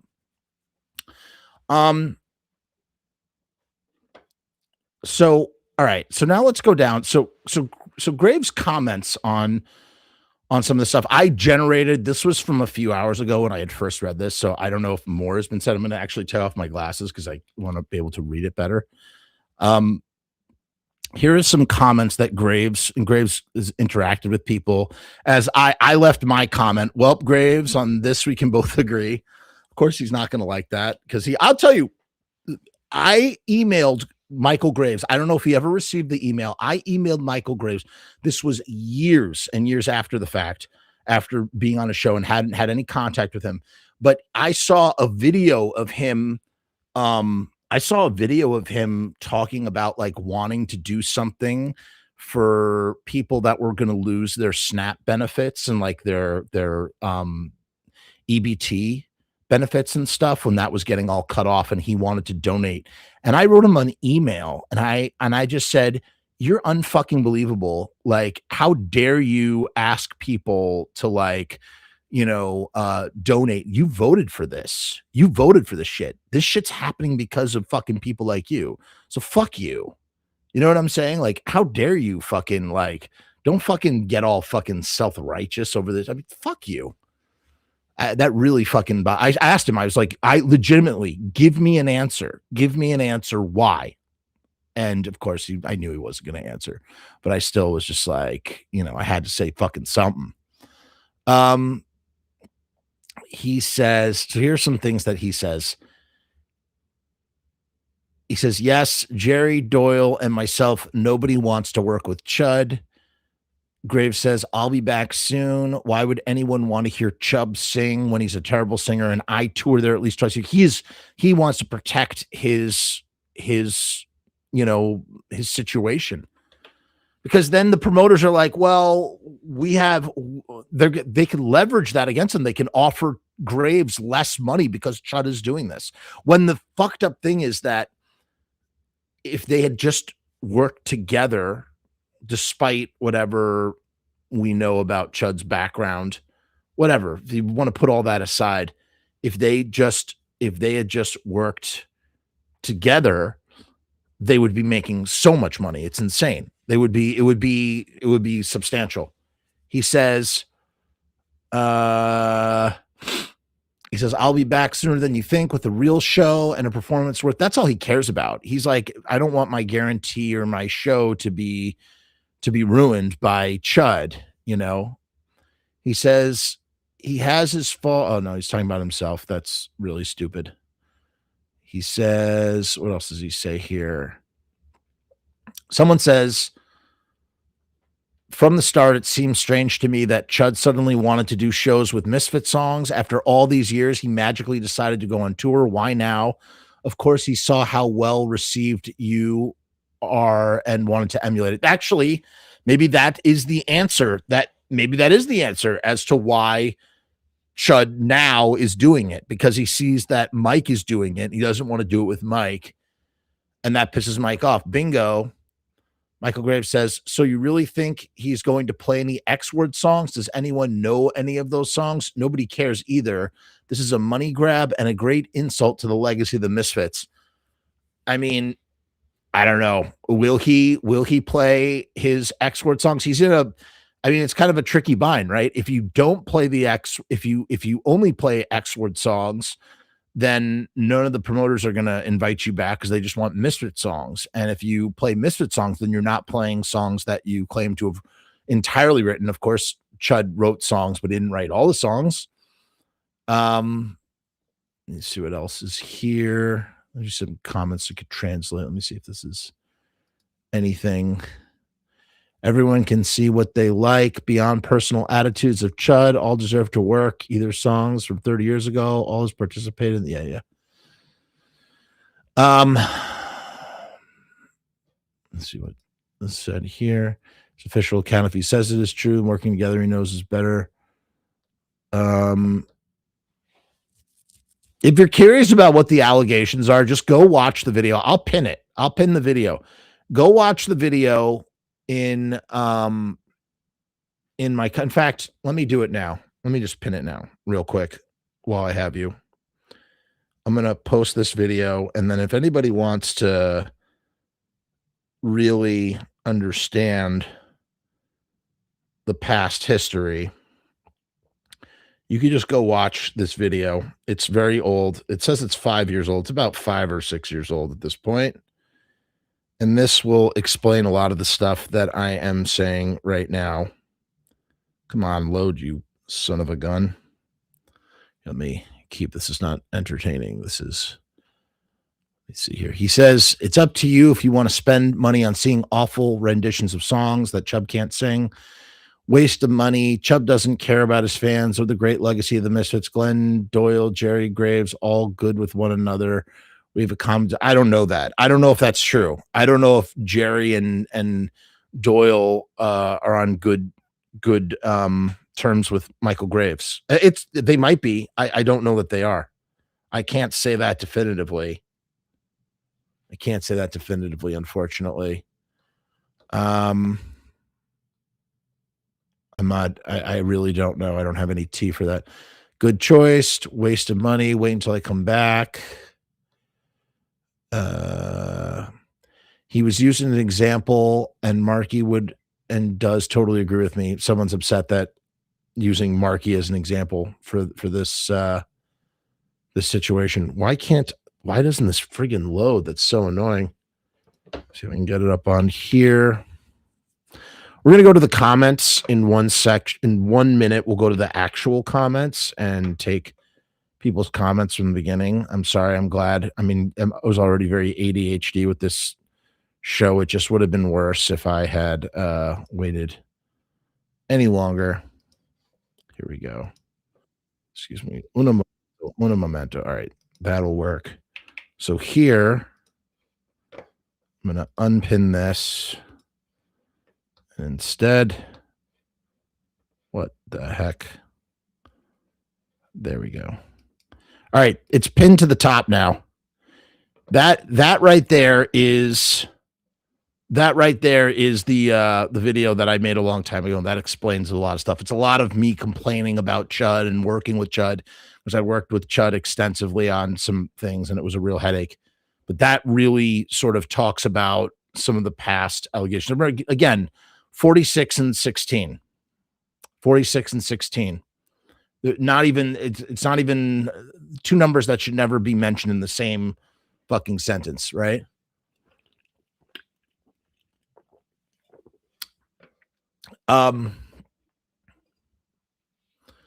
Graves says, I'm still laughing because he is a joke. Again, if he was playing drums, it'd be awesome, but he's not. So again, like he's like, oh, wow, I'm totally okay with all this if he's playing drums. If he's not playing drums, I'm not okay with this. But that's my point, is that, like, you know, he's very selective about, like, thinking, you know, about the bad deeds of Chud and whatnot. He has gone out of his way to have me canceled. There's a private issue that he did that affected my family too. So yes, he has and continues to had me canceled. I don't know what that issue is. But maybe he told I don't know. I mean, Chud, it's not past Chud, and I've had it happen to me. Chud has called people that we were mutually friends with or that we mutually know. I was working with another I would say higher profile musician, and Chud very specifically called that person and said, do not work with Jeff Frumess, and badmouthed me. And then that, you know what happened? That person, who I will remain unnamed, called me up and said, hey, you know who just called me and was talking mad shit about you? Chud. And this is what he said. And I ended up working with that person because that person knows my character and whatever. But it just goes to show that, yeah, I do totally agree with you about Chud, considering all the info that's been put out about him and people coming out with their stories. And it grosses me out that a lot of people I look up to still associate with him. I have tons of questions I'd like to ask you, though. See you in Spokane. Somebody says, have you spoken to the shady ass producer bringing him to Argentina? It's the same people who brought you down here a few months back. At the moment, FH Entertainment is being called out by Brazilian producers and artists as haven't been paid for tours that ended up being canceled at the last minute. So it's quite possible that whatever Chud is going to do down in South America might be with these shady producers and might not even, maybe it won't even happen. I don't know what happened with Mike down there, if he had any issues, if he got burned, down there by promoters and whatnot. Someone says, someone says, I met Chud a few years ago. When he says a few years ago, he means nearly 20 years ago, because Chud played drums with Blitzkid back in 2008, right? 2008. So that's hilarious. I met Chud a few years ago in Germany when he was playing drums for Blitzkid. He acted like everyone was there because of him. Now he wants to do Misfit songs all of a sudden. It's just weird to say, at least. It's not weird that he wants to do Misfit songs. And I'm pretty sure that Chud has probably played Misfit songs at X Word shows, right? It's just funny that he wants that he, is going down with the X Word in South America to sing those songs. I don't know. Your show's worth 1,000 times its weight, blah, blah, blah. I don't know any of this drama, but can we just have a message? Much love. Blah, blah, blah, blah. Let's see. Anything else good here? I think there were more comments. Here we go. Mommy made love to an alien and gave birth to Chud. Jokes aside, once that dude tried to hit on me after a show. What a creep. But that's from a guy. All right, so this gentleman here named Thor says, Mommy made love to an alien and gave birth to Chud. Jokes aside, once that dude tried to hit on me after a show. What a creep. Seriously? Dr. Chud did that? Someone's laughing. Then Thor says, Thor VM says, yeah, July 4th, 2009, dude's got some sort of mental impairment for sure. Real Michale Graves says, so here's another Michale Graves claiming accusations. Chud has a very, very, very long sordid history of that sort of thing. He is a deviant and morally broke. He has hit on and fornicated with an uncountable amount of people. Yeah, that's one way to say that. You could say he's hit on and fornicated, or you can say what he actually has done. Or you can use different words to say that, but there's Michale Graves talking about it. So, all right. So apparently this guy, Thor VM, was hit on by Chud, or Chud was being a sex creep to him, or a creep, as it's put. We won't add any words that are not there, but I'm sure, man, if it wanted to come out of the woodwork, it fucking could and would. Rat Swan says he hit on people. I mean, he's not a bad looking guy. I've talked with Chud on Facebook and he's pretty okay. But then again, you've dealt with him for many years. Ugh. Let's see what else. Last year he came to the city. All right. That seems to be. Someone says that this is not an official account. That's not Michale Graves. Don't be dumb. This is absolutely fucking Michale Graves. This is Michale Graves' account. For sure, this is Michale Graves' account. I don't believe that it's not Michale Graves' account. It's not loading. All right. Should we go? Let's go to, before we wrap this up, let's go to some comments now. Comments, questions, concerns. I'm going to go. Oh my God, let's see what we got here. Let's see here. Anybody says anything, I say hi. Hello, everybody. I love horror punk, but damn it, if I can't tolerate musicians a lot of times.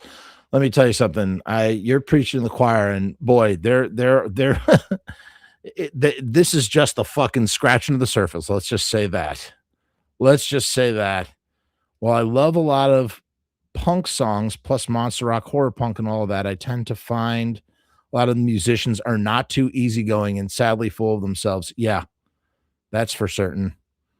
Also wonder, what is Michael's problem? We all need to make money. It's to my understanding that Dr. Chud still does horror film conventions on the East. Well, like I said, if you wanna be ignorant about Dr. Chud and some of his comings and goings, you can do that, but the numbers 46 and 16 should never be next to each other when it comes to people. I would pay $30 to hear Chuck Biscuit sing Danzig covers. Yeah, that would be pretty great. Warthog is a Dee Dee song. That is true, but Warthog, the chorus is sung by Richie Ramone. I've been to a Graves acoustic show. He was nice enough to me for a half hour. Look, I'm sure Graves is very nice to all of his fans, but Graves also doesn't think that gay people should be allowed to get married, which I personally think is really fucked up. I don't know about you. It's like everybody's fucking nice until they tell you that they believe some really heinous shit, man. Like, I don't know. I don't know what else to say. I hope the Chud show was 100 songs of a complete shit show. From what it sounds like maybe Chud's tour might not be as viable if he's working with certain promoters, I guess. I didn't realize that. I did not realize that. Let me see. What else is here? There were some comments here. Let me see. I think there were some comments on this here. No, nothing. Here, somebody did answer this. I thought this was a pretty good. This guy, Greasy Grave, says, I have so many questions regarding here. Let me share this. I have so many questions regarding the heroes I look up to and their association with Chud. Like, do people seriously not know of his creepiness or just don't care? It pisses me off so much. Matt says, I don't know much at all about Chud. I just know that he plays drums on the Misfits albums I didn't buy. Is he a creep? I don't know. And Davey Cadaver says, it was some creepy pedo type bullshit, wasn't it? And then there's the bullshit he pulled on Doyle and Alex, and then the slanderous bullshit on Alex. So, I mean, here's the thing in terms of someone mentioned before, like his wedding, like why did people that they saw that they were disappointed to see people there at his wedding that definitely know better or like know his deal. The counterpoint to that is people have history with people. And additionally, it's an excuse to get together, I guess, with people that you used to know back in the day, that sort of thing too. Is that an excuse for,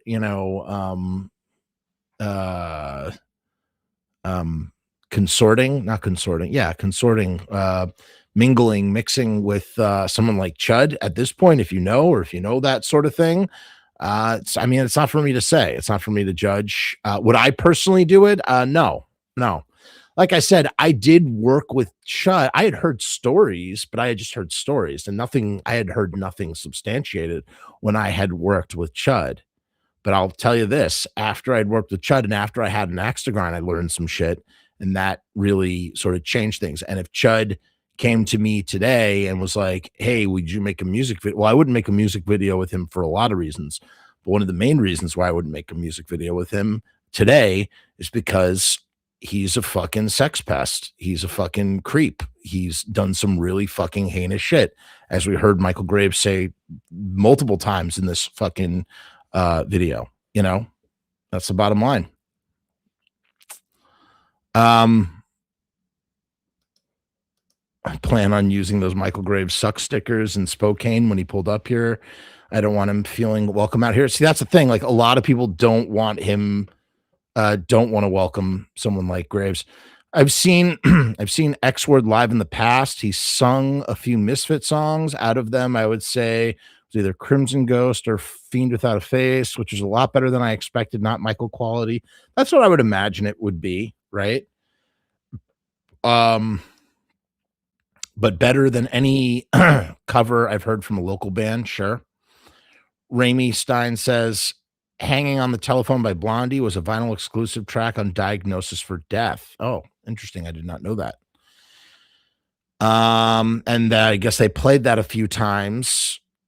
It's not, yeah, it's true. It's not a Blondie song. It's actually a cover by The Nerves. Yes, I did know that. I heard the original for the first time very recently.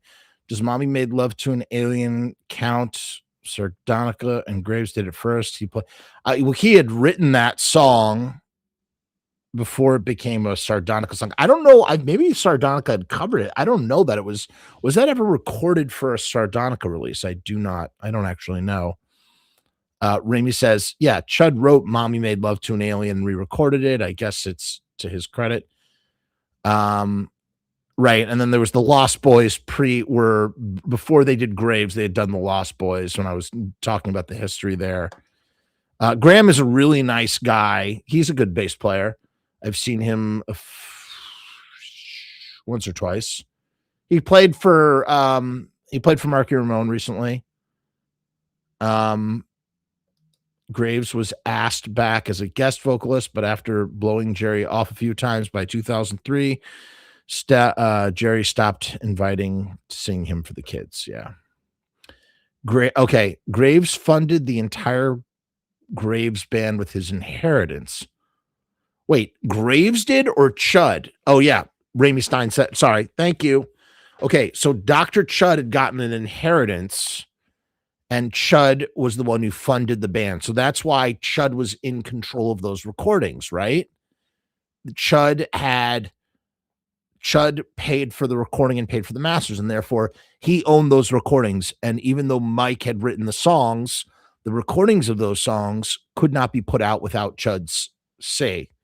Raimi says Graves was stiffed at their last show at Connections. I can't remember what Chud handed him, but I felt like Graves was handed $2 as his cut of the pay for the last show, and he was mentally done. So there you go. And somebody's upset with somebody's fallen asleep in the comments. I don't know what to tell you, dude. I do all this stuff off the top of my head. I really do. Like I just do it. I know sometimes it's rambling. What can I say, man? I don't know. I can't, it's hard for me to do scripted stuff. Every once in a while I do it. Like when Danzig with the Black Sun thing, that was scripted and that was really like on the beam and well, I thought that was really well done, but it takes a lot of energy and I can't do that for the average show. I would just never put out shows. It just doesn't work that way. Yeah, I hung out with Nick, the producer. Wait, the CD booklet says that it was produced by Wait, what? The CD booklet says produced by Graves, mixed by, so this guy, Nick Chinbokas or whatever, he was backstage at a Danzig Doyle show and I hung out with him and Chud and Sal B. This was before the Doyle record had been released. And that was when that's when I got the ranch dressing. I was with Doyle and Sal B. And this guy was the other guy who was there. I didn't know that he had been part of I didn't know that he was involved with the Graves record, though. That's interesting. Alan says, Graves did a Radio Deadly not too long ago, going over one of your shows about him. I'm pretty sure he used some slurs. Oh my God. Alan, you have to find me this show. Where's the show? I gotta see it. Where is it? Where is it? Yo, for real? What is this YouTube? Oh my God, I gotta fucking find that now. Graves did a Radio Deadly not too long ago, going over one of your shows about him. I'm pretty sure he used some slurs. Oh boy, I gotta see what that's all about. You got me all excited. Raimi says most of Diagnosis of Death was songs that he that didn't make Famous Monsters and was rehearsed again during the Graves era and then finally recorded by him. Ramey says, so Chud wanted to sing and get a new drummer, and Tom and Graham were like, we cannot call it Graves.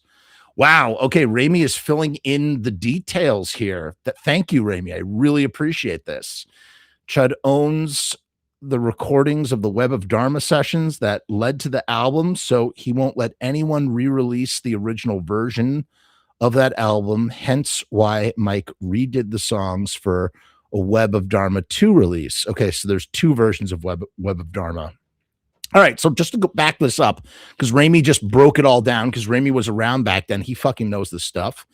He says that Chud, just because it was all piecemeal, Chud, with Chud's inheritance that he got, he funded the band Graves. He ripped off, Graves was stiffed at the last show at Connections, and Chud had given him like $2 and that was it. He was done, and he exited the band. Most of the Diagnosis of Death CD were songs that didn't make Famous Monsters, so they're just rehashed or rejected Misfits 95 songs. And he ended up just recording them himself. And after Graves had left the band, Chud was ready to sing and just get a new drummer. And Tom and Graham would continue on. But Tom and Graham both said, we're not going to call this band Graves with you as the singer. That doesn't make any sense. And I guess it wouldn't make any sense. I don't know why Chud would have done that. Neil says, love Jeff's coverage of the Misfits. Didn't Chud put up some fake posts about Alex Story and Doyle getting, and Doyle kicked him out of the Doyle band as a result of that? Well, he kicked him out. He was kicked out of the, he exited the Doyle band before that had happened, right? Although I think Alex Story will claim that he came to Doyle. This is what Alex Story, I believe, has said in the past. Don't quote me on this. I believe that Alex Story has said, either you get rid of Dr. Chud or I'm leaving the band, and Doyle chose Alex Story over Dr. Chud. That's what Alex Story claims. I heard personally from Doyle different when I was with him and Sal B right after fucking Chud left the band. It was because Chud was holding them hostage. He wanted double his rate. That's what I had heard personally from fucking Doyle himself. That's what I had heard. And you know, the thing, I won't get into that. Love you, Sal. Miss you, even though you're a lughead.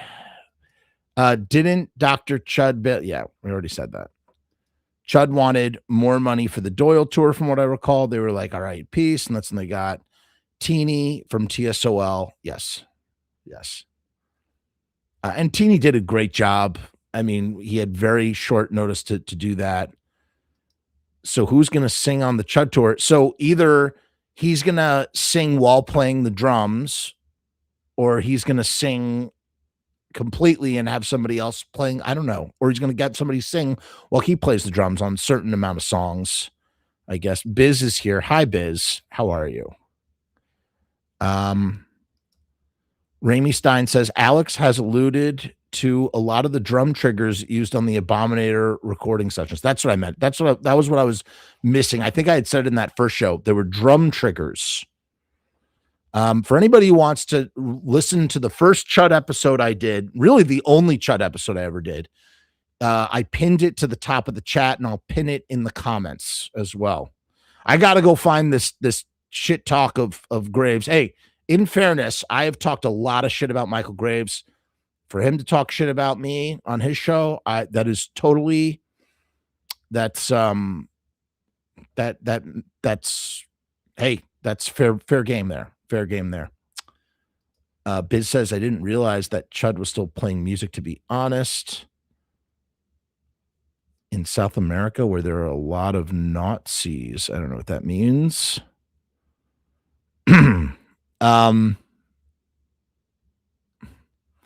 Eric wants his stupid band to get huge in South America. That's totally understandable.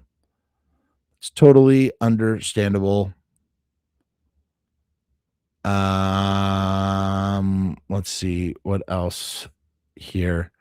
Yeah, right. Just like Sebastian Bach did when he plays The shows where he knows Skid Row is the bread and butter. You will maybe hear one post Skid Row song. Yeah, he'll just do Skid Row songs as Sebastian Bach. That's the sort of status that Michael Graves has and has access to, and that makes complete fucking sense, dude. That makes complete and total sense. I get it. And that's what you can do. If you're like Vince Neil, you can go out and do all the Motley Crue songs. People be like, well, it's not Motley Crue, but you have the lead singer of Motley Crue, and that like people gravitate towards that, you know? XSP says when he does acoustic shows, he does more of his solo stuff. Interesting. You're a good dude, Jeff. I appreciate response. I can't wait for your documentary file. Thank you. Appreciate that. Graves took his role as the singer for the Misfits really seriously, especially after he left the band. He's dissing Chud as a singer because Chud singing makes him competition.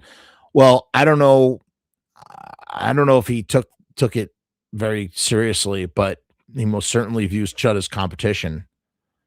And that would be bad for Graves's business for sure. Like it's got to be. He would sing some of his songs when he would do acoustic bits while playing with Mark. Right. He used to play with Marky Ramone. We knew this. We knew this as well. Kind of like back in the day when he badmouthed Mike Hideous and Zoe.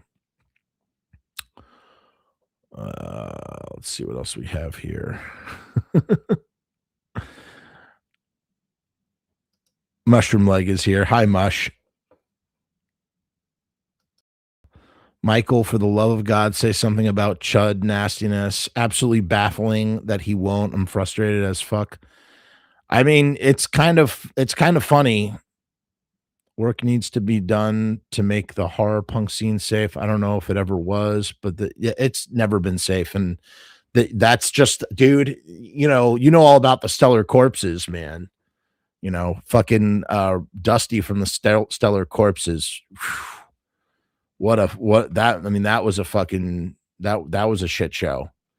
There's more. There's other shit. I mean, there's other shit that would make your fucking toes curl for sure. I also have suspicion that Chud is not a real doctor. Yep. Tens of people carry out these two guys. We're literally in the middle of a turf war. That's for sure. Here we go.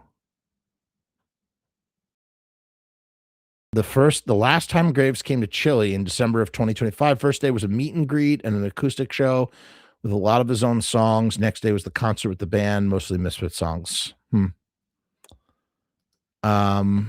Yeah, could you imagine Chud singing Saturday Night? That would be ridiculous.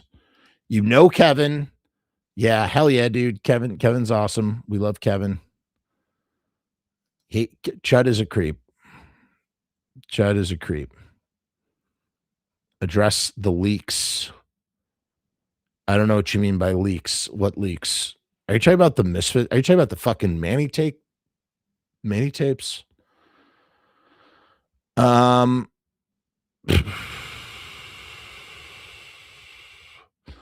sure singing with the band will always be a special memory as a kid. It was Mommy Made Love to an Alien, was recorded and released on Sardonica Flip the Grill, featuring Michael Graves. The story behind Flip the Grill is great. If you know why Chud calls it Flip the Grill, it's fucking hilarious. There you go. Here we go. We have somebody saying it. Waldorf 138. Dr. Chud is a special needs rapist. Probably shouldn't have said it like that. I hope if you understand what this is and what this means, then you'll understand. Let's just say that story has been, let's just say 3 different people have mentioned that story before, not including myself. I've repeated that story as it was told or by 3 other people who have said, 2 of which have publicly, one of which is publicly spoken about and 2 privately. Doesn't Jerry and Doyle avoid Graves like the plague? I believe so. I mean, I don't know. I don't know. But the Graves claims that they all speak except for Chud. So I don't know. Vince Neil is busy eating egg McMuffins and drinking beers to sing these days. Oh boy. Yeah, there you go. Waldorf is letting it all hang out. Jeff did so. I said he was eating ... I want to go find this. Hey, Alan, is Alan still here? Alan in the comments. Are you still here, buddy? Can someone link me to this? Is it on? I don't even know if Graves has I don't think he has a YouTube page anymore. Let's see here. Where can I find this? Yeah, Chud says that he views the world differently than 85% of the people. He's such a, that's the thing. Like Chud is like, Chud like tries to brand himself as this thing, but Chud has a sordid past that he's never fucking addressed or dealt with. So fuck him. Didn't know how much of a jerk Chud is. Yeah, well, the more you know, the more you know. It seems like we have to do these shows every 6 years. Let's see here. The Michale Graves. Michale Graves. Well, there's a topic, but I don't see any and you claim that he used slurs too. I mean, this is boring to watch me search for this. Does anybody know if Michale Graves? That's right. The more you know. Oh yes. Does anybody know where I can find Michale Graves' YouTube channel? I mean, I'm searching for it here. Nothing's coming up. Is it radio? Maybe it's under Radio Deadly. Does anybody know? And knowing is half the battle. Oh, look at that. Look at that. He's okay. It's just so strange though. And it's called Michale Graves. Here we go. Wow. He's been doing a show. Wow. Oh my God. It looks like he's had a channel for, I guess it's the same one. He's had a channel for some time. Yeah, here we go. And this one goes back a few years. I guess he never got rid of his channel. Wow. Because there's Loki. That's Loki from 5 years ago. I wonder which is the one where everything imploded. Does he still have that one? Michale Graves' response to all of his band members left, as you know. That was the big one. It's gone though. I don't think it's here. All right, I found his YouTube channel. Alan, you posted the link to the Facebook group. Thank you, buddy. Appreciate that. All right, I'm going to bid you all adieu because this is approaching 2 fucking hours and it's been a long show. I'm very curious to hear what Michale Graves has said. And is it worthy enough to respond? Is what I want to know. Is it deemed worthy enough to respond? Can I respond to it? Can I respond to it? We'll see. Oh, Doyle's going to be at the New Jersey Punk Rock Flea Market. How about that? Bruce always posts in the group, and I'm always like, hey, Bruce, why don't you come on the show? Why don't you have Doyle come on the show?